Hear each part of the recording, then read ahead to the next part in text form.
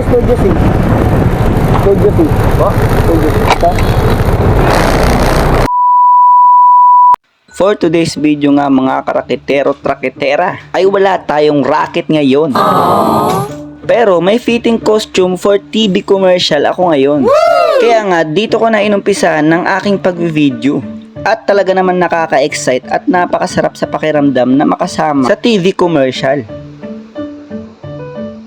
Pagtapos nga yan ay isa-isa na sa aming pinasukat ang aming mga costume. At nang natapos ko ng suotin ng akin ay lumabas na rin ako. Nagpakit pa nga ako dito sa salamin niyan bago ko ipakita sa kanila. At dahil tapos na namin sukatin ang aming mga costume, ay minarking na kami ni Direk kung saan kami pupwesto. At pagtapos kaming i-marking ni Direk, ay isa-isa na kaming minake-upan para daw mas pogi sa video. Dito nga ay ako na ang may make-upan nila. Nilagyan niya ako dyan ni ate ng foundation. Dinamihan niya talaga para daw matakpan ang mga lubak-lubak ko sa mukha. Pagtapos nga yan ay tinanong pa ako dyan ni ate kung nagtatrabaho daw ba ako sa perya. Mga event lang. Okay, hindi po kami nagpo-perya. Yes. At pagtapos nga yan ay isa-isa na kaming pinicturan. Eto nga si ate ang naunang picturan. At pagtapos naman ni ate, ito naman si kuya. Inayos pa nga dyan ang damit ni kuya. Medyo gulo-gulo daw kasi para gwapong-gwapo sa picture. Wow! At pagtapos nga nilang picturean dyan ay kami namang mga circus performer. Naunang ang picturean dyan si Kuya Danilo. At ang sumunod naman ay ang kapatid niyang si Kuya Ruben. Pagtapos nga nilang picturean dyan ay ako naman ang sumunod. At pagtapos ko nga dyan ay sumunod naman dyan si Kuya Juniel. At ang sumunod nga ay ito si ate. Ate nga pala ang tawag ko sa kanila kasi hindi ko pa sila nakikilala. Inayusan pa nga dyan si ate kasi medyo magulo daw ang kanyang buhok. Habang inaayusan nga dyan si ate ay biglang sumilip tong master ko. Tinatawag niya ako kasi may tumawag daw sa cellphone ko. Copy to, sir. Hello sir. Nasulat po, sir, sa labas. Wala po ba tao dito, sir? Wala po pero pwede ko na lang pong i-Gcash. Tapos, yung item po. Yung item po bukas po naman yung bintana sir, di ba po? Ano to, sir? Ano po ba to?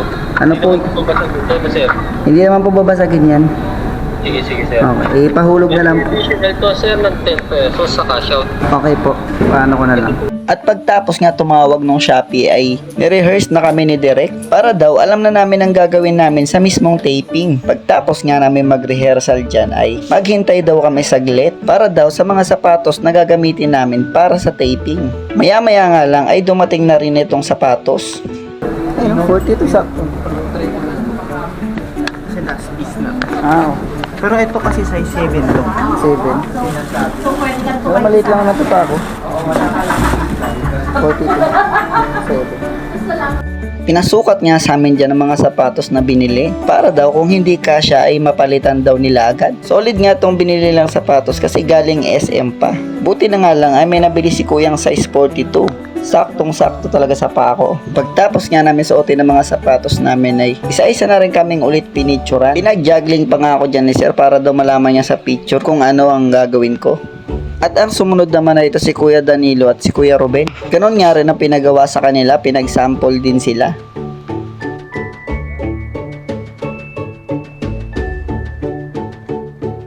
At pagtapos ng picturean kami lahat ay pinagbihis na rin kami. Kaya dali-dali na rin namin hinubad tong mga suot namin. Kasi kami na lang mga circus performer ang natitira. Yung ibang mga kasama namin ay nakauwi na. Nang nakapagbihis na nga ako ay agad-agad ko na tong inasikasong mga gamit ko. Gagabihin na kasi kami pa uwi. 4:30 na kasi kami natapos dito. Tapos sa Bulacan pa kami uuwi. Kaya nga nang natapos na ako mag-asikaso ng mga gamit ko ay agad-agad na rin ako nagpaalam kala ma'am at sir. Abay po. Sir, ito na po kami. Thank you po, ma'am. Mag-chat lang ako na. Ako. Isa. Thank you po. At dito nga, nagpaalam na rin ako sa mga kasama ko. Yeah, ito na ya. Thank you po. At dahil nagpaalam na ako sa mga kasama ko, ay magpapaalam na rin ako sa inyo. Hanggang dito na lang kasi ang aking pagbablog. Maraming salamat nga po pala sa umabot hanggang dito sa video na ito. At magkita-kita na lang tayo sa susunod na racket ko.